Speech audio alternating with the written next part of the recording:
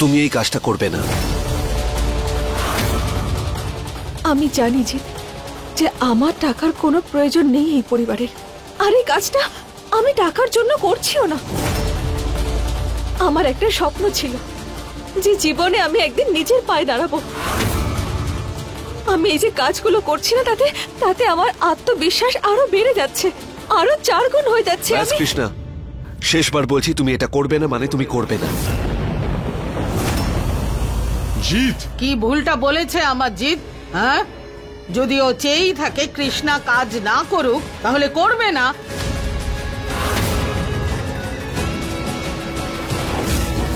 বাকিটা এই মহারানীর ইচ্ছে। চলো সরস্বতী।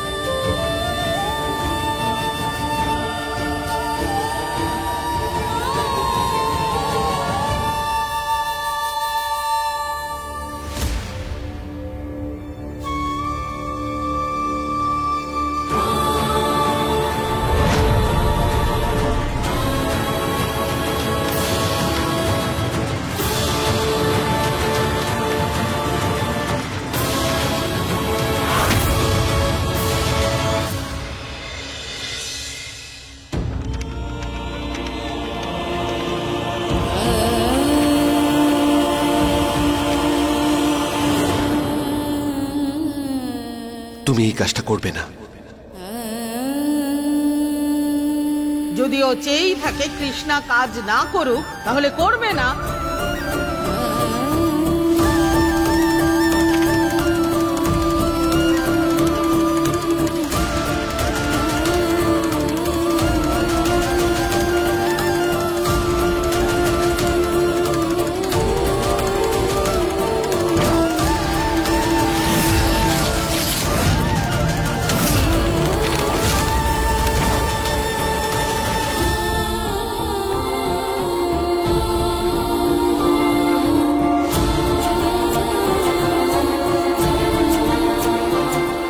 জানি না জিতের কি হয়েছে। আমার জিত তো আগে এরকম ছিলই না, তাহলে হঠাৎ করে এভাবে বদলে গেল কেন?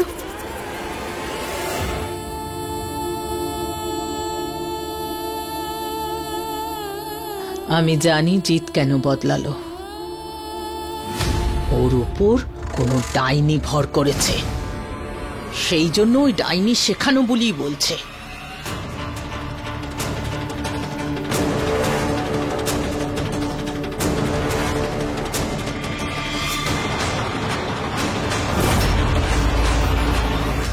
হ্যাঁ, ডাইনি তো আমি শুধু, তাই না?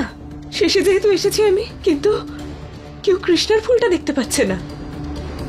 প্রত্যেকটা জিনিস আমার কাছ থেকে ধীরে ধীরে কেড়ে নিচ্ছে। প্রথমে ও তোমাকে আমার কাছ থেকে দূরে করার চেষ্টা করেছে, তারপরে ওই ওই ওই কুকিং কম্পিটিশন, ওটা তো আমাদের দুজনের প্ল্যান ছিল না, ও জিতে গেল। তাহলে আমি কি করে ভুল করলাম জি? আরে কে বলেছে তুমি ভুল? আচ্ছা, আমি কি তোমায় বলেছি যে তুমি ভুল? আমি তো বলিনি। আর তুমি একদমই ভুল নয় গোপালা। কিন্তু গোপালা, আমি এটা বুঝতে পারছি না যে তুমি রেগে আছো কেন। আমি তোমার কাছে রয়েছি, তোমার পাশে রয়েছি। তুমি শান্ত হয়ে যাও প্লিজ। ঠাম্মা তুমিও না, যা মাথায় আসে আজে বাজে সব বলে যাও। আরে এসব ডাইনি পেতনি বলে কিছুই হয় না, এগুলো শুধু গল্পের বইয়ের মধ্যেই পাওয়া যায়, ব্যাস, আর কিছু নয়। তুই খুব সরল, তুই কিচ্ছু জানিস না। তুই যখন এখানে ছিলিস না, জিত একলা ছিল। আমার মনে হয় ওই সুযোগে ডাইনিটা জিতকে নিজের বশে করে নিয়েছে। গোপালা নামের ওই ডাইনিটা, যে ভালো মানুষ সে যেই বাড়িতে এসেছিল।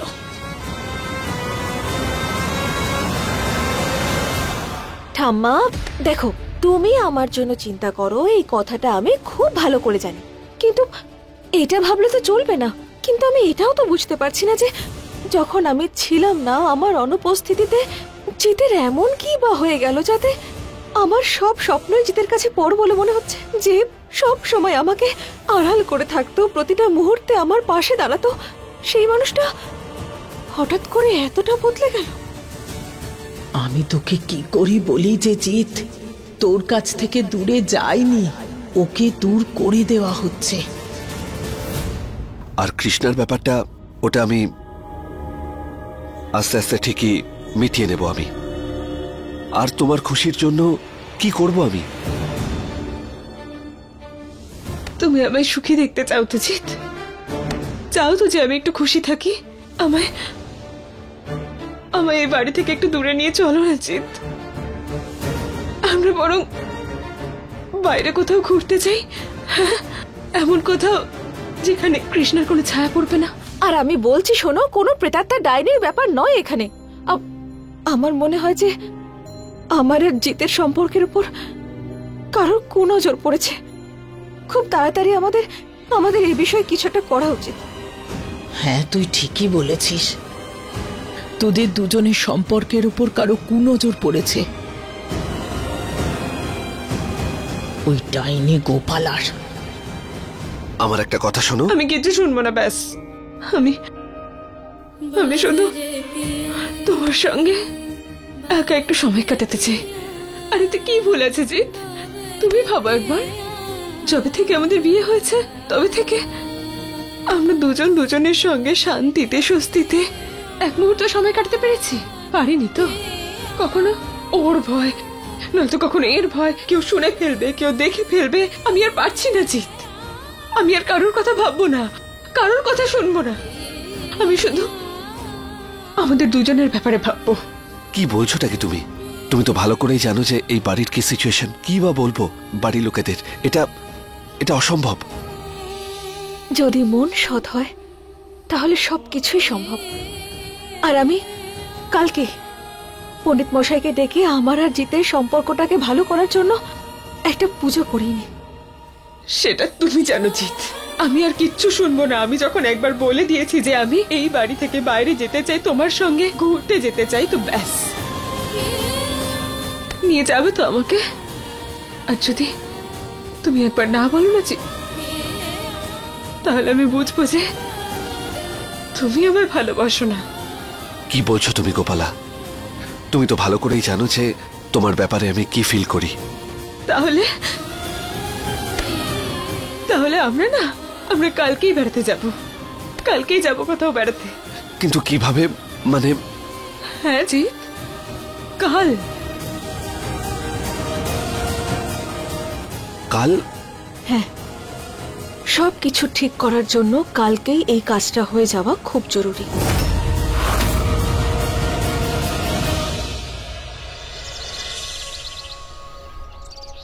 পুরোহিত মশাই, সমস্ত আয়োজন তো হয়ে গেছে, এবার পুজো শুরু করা যাক। হ্যাঁ, হর হর মহাদেব ঠাকুর মশাই। হর মহাদেব। তুমি নিজের সংসারের মঙ্গলের জন্য খুব শুভ দিন নির্বাচন করেছো মা। আর এমনিতেও আজ শিব পার্বতীরই দিন। যে ব্যক্তি মন থেকে শ্রদ্ধা এবং ভক্তিপূর্বক শিব পার্বতীর আরাধনা করে তাদের সব রকমের মনোবাসনা অবশ্যই পূরণ হয়।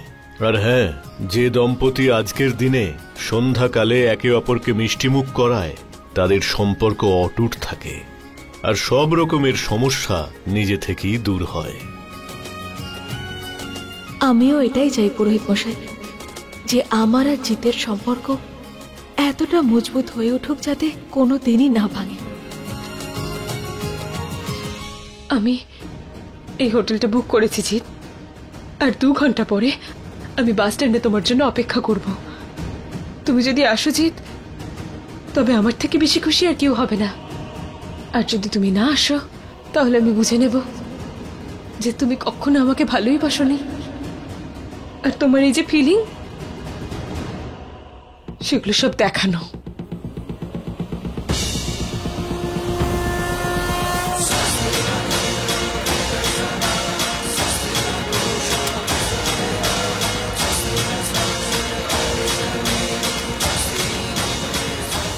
এবার পুজোর জন্য নিজের স্বামীকে একটু ডেকে আনুন, পরবর্তী পুজোটা একসঙ্গে করা হবে।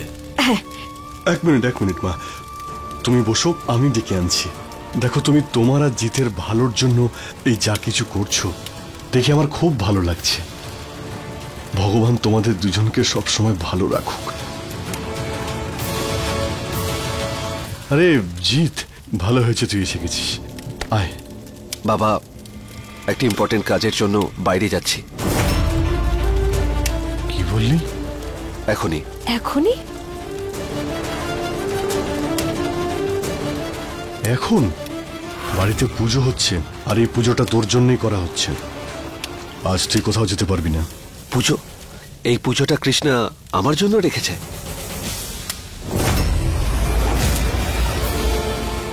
এসব কি কৃষ্ণা? কাকে জিজ্ঞেস করে তুমি পুজো রেখেছো? অন্তত আমাকে তো একবার জিজ্ঞেস করবে যে তুমি কি করছো। আমি তো আজকাল তোমার ব্যাপারে কিছু বুঝতেই পারছি না। আমি তোমাকে এই জন্যই আরে কি করে জিজ্ঞেস করবে ও? তোর দেখা পেলে তো? সকাল থেকে তোকে খুঁজছে, তোর দেখা তো পেলই না। কোথায় গিয়েছিলি বল?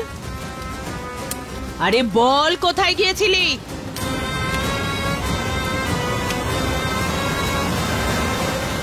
মা একদম ঠিক বলেছে। তুই এই কি ধরনের প্রশ্ন করছিস কৃষ্ণাকে? তোকে জিজ্ঞেস করে পুজো রাখতে হবে নাকি? কৃষ্ণা এই পুজো তোর জন্যই করছে, সেই জন্য তোকে আজকে এখানেই থাকতে হবে। তুই আজকে কোথাও যাবি না, কাল সকালেই চলে যাস। নে এবার বস পুজোতে, বস।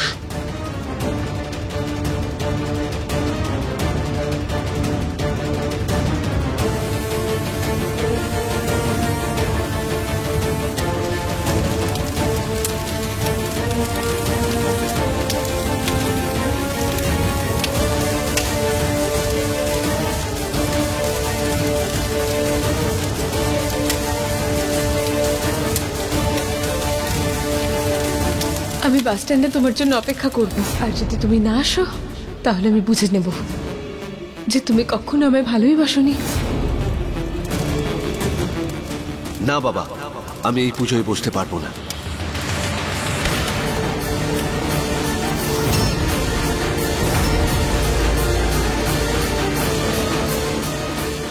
কেন বসতে পারবে না তুমি পুজোতে?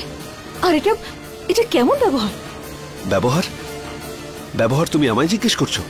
কখনো নিজের ব্যবহার দেখেছো তুমি? আরে তুমি কি এটা ভেবেই নিয়েছো যে আমায় শান্তিতে শ্বাস নিতে দেবে না, আমার একটা কথাও শুনবে না? শোনা তো দূর, আমি তো এটাও জানি না যে এখানে কি চলছে। তোমার তো মনে হয় চিত্ত ফ্রি, ওকে যা বলবে ও তাই করবে। এখানে বসতে বললে এখানে বসবে, ওখানে যেতে বললে ওখানে যাবে। কিন্তু সেরকম নয়। আমারও কোনো প্ল্যান থাকতে পারে যেটা আগে থেকেই ঠিক করা থাকে, কিন্তু তোমার তাতে কি? তুমি মনে করো যে গোটা পৃথিবী তোমার নিয়মেই চলে। আমায় ক্ষমা করে দিও তুমি, কিন্তু আমি জানতাম না যে তোমার আজকে তোমার কোনো জরুরি বুঝতে কাজ পেরেছো আছে তো? কিনা। শোনো একটা কথা, এই কাজটা আমার জন্য খুবই জরুরি, আমার রেসলিং ক্যারিয়ারের প্রশ্ন। আর যদি এই ডিলটা না হয় তাহলে খুব বিপদ হয়ে যাবে আমার। বাকি তোমার যা যা পুজো করার করো, আমায় 1 ঘন্টার মধ্যে সিমলার জন্য বেরোতেই হবে।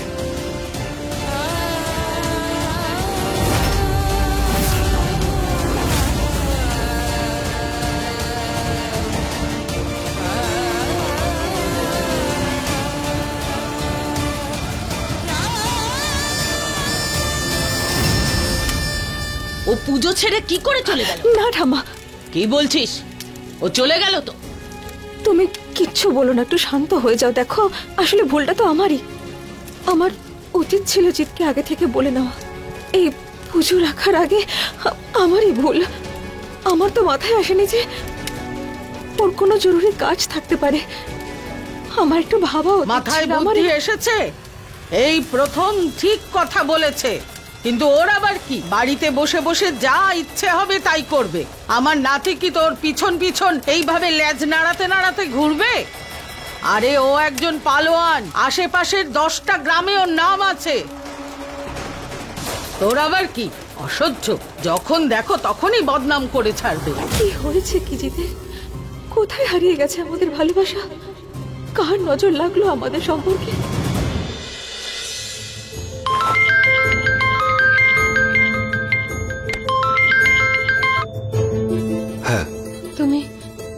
আসছো তো? হ্যাঁ, তুমি যখন ডেকেছো আমি অবশ্যই আসবো। আমি জানতাম যে তুমি নিশ্চয়ই আসবে। লম্বাদেরই পাগলের মতো চলে আমি তোমায় খুব খুব খুব ভালোবাসি। আচ্ছা শোনো, এখন যখন তুমি আসছোই তখন তোমার জন্য আমি একটা সারপ্রাইজ প্ল্যান করেছি। সারপ্রাইজ? কেমন সারপ্রাইজ? আরে যখন বলছি ওটা সারপ্রাইজ, তাহলে সেটা এখন কি করে বলবো? হ্যাঁ, তাড়াতাড়ি এসো, আমি অপেক্ষা করছি। হ্যাঁ, ওকে।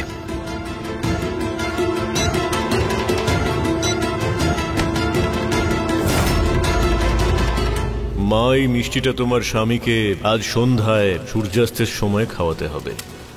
এর ফলে তোমাদের সম্পর্কের সমস্ত বাধাবিঘ্ন সম্পূর্ণ দূর হয়ে যাবে। কিন্তু পুরোহিত মশাই, এই প্রসাদটা আমি জিতকে খাওয়াবো কি করে? সন্ধে হতে হতে তো ও সিমলার জন্য রওনা দিয়ে দেবে। তুমি চিন্তা করো না মা, তুমি জিতকে এই মিষ্টি, তুমি জিতকে এই প্রসাদ অবশ্যই খাওয়াবে।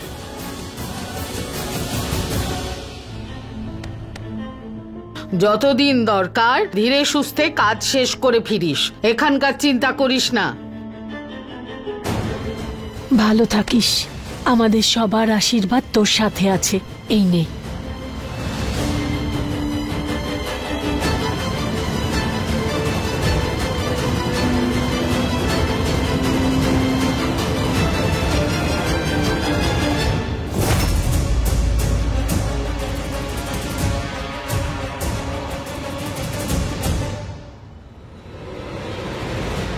এটা কি বাবা? দেখে নে, খুলে দেখ, নিজেই বুঝতে পারবি।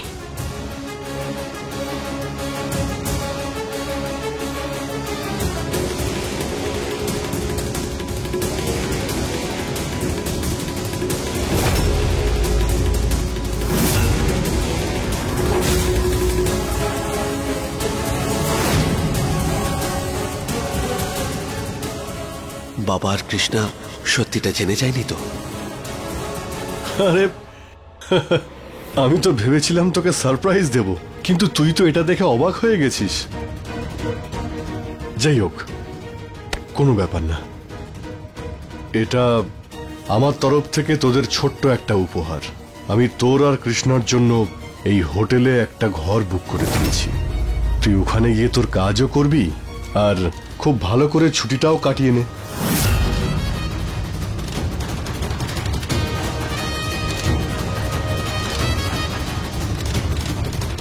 আমি এই হোটেলটা বুক করেছি জিৎ, আর 2 ঘন্টা পরে ওই বাস স্ট্যান্ডে তোমার জন্য অপেক্ষা করব।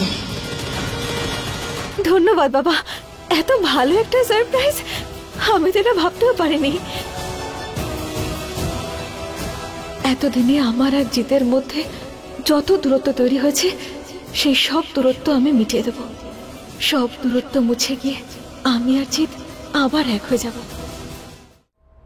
কিন্তু বাবা, এটা কিভাবে সম্ভব? আমি একটা কাজে যাচ্ছি ওখানে। আমি আমার কাজটা ঠিক করে করব নাকি কৃষ্ণের উপর নজর রাখবো? সবকিছু ভুলভাল হয়ে যাবে বাবা। গন্ডগোল হবে না। কৃষ্ণা কোনো বাচ্চা মেয়ে নয় যে তোকে ওর খেয়াল রাখতে হবে। তুই যদি চাস তাহলে কৃষ্ণাও তোর সঙ্গেই যাবে। কেন যাবে? আর কেন জোর করছিস? যখন জিত বলছে ওর অসুবিধে হবে, কেন জেদ করছিস? কেন মানছিস না ওর কথা? দেখো মা, ওকে আমি কোনো জোর করছি না। আর এই সামান্য কথাটা তো ওরও বোঝা উচিত। তুমি নিজেই ভাবো, কয়েকদিন আগে ওদের দুজনের বিবাহ বার্ষিকী ছিল, আর কৃষ্ণা এত বড় একটা কম্পিটিশন জিতেছে। তাহলে আমাদের তরফ থেকে অন্তত ওদের দুজনকে ছোট একটা উপহার তো দেওয়া উচিত। এখন আর কিছুই করা যাবে না, আমার সব টাকা শেষ হয়ে গেছে। আরে আমি এটা বুঝতে পারছি না যে কৃষ্ণাকে সঙ্গে নিয়ে যেতে ওর সমস্যা কোথায়। কিভাবে বলবো আমি তোমাদের সবাইকে যে আমি সিমলা গোপালার সঙ্গে যাচ্ছি, একা নয়।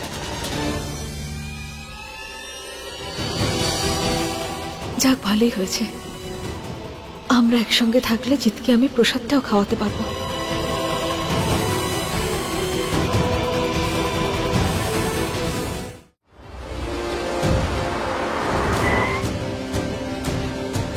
হে ভোলানাথ, জিৎ কখন আসবে?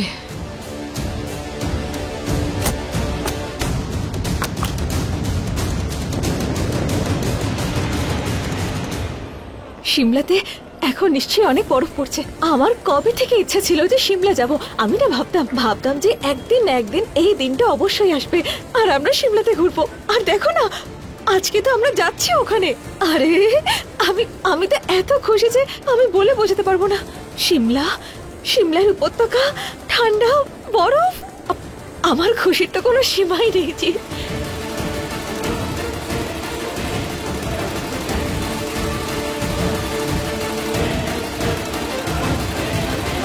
গোপালা জানি না কোথায় আছে, কিভাবে বোঝাবো এখন গোপালাকে। কে জানে জিত এখন আসছে না কেন, কি যে হলো। ওর যদি দেরি হয়ে যায় আর বাস স্ট্যান্ড থেকে বেরিয়ে যায় তখন, হে ভোলানাথ। একটা কাজ করি, ফোন করে দেখি, হয়তো পৌঁছে গেছে ও।